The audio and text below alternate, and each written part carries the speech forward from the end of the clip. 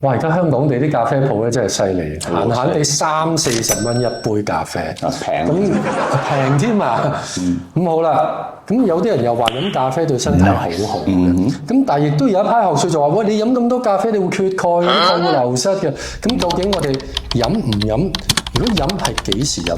OK， 嗱，其實咧咖啡咧就我哋就咁講呢咖啡兩個字咧就包含好多嘅，譬如你學你話齋，哇40蚊一杯咖啡又係咖啡，或者我哋買個即溶咖啡，可能係40蚊一大樽又係咖啡，係咪啊？嗱，質素上有分別嘅，咁但係如果我哋講健唔健康咧，有幾樣嘢要留意啦，因為好多叫觀察研究咧都話咖啡咧就好有益嘅，又會減少老人痴呆啊，有呢樣嗰樣啦。但所謂觀察研究咩意思咧？就話我見你飲好多咖啡，又見你冇老人痴呆，就話飲咖啡可能會減少老人痴呆喎。咁呢叫做觀察，即係話咧，佢唔係一個因果關係，但係一個相關性。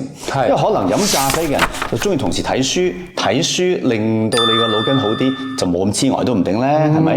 咁另外咧就係咖啡會提神，大家知道啦，即係咖啡因。咁如果幾時飲咧？一定係上晝。點解？因為咖啡因嗰個半衰期啊，即係話咧身體要清理一半嘅時間咧，大概6至8個鐘。即係話你朝頭早9點鐘飲一杯咖啡，就等同於夜晚9點鐘飲4份杯咖啡。咁所以咧，咖啡越早飲越好，否則嘅話就可能影響我哋睡眠啦。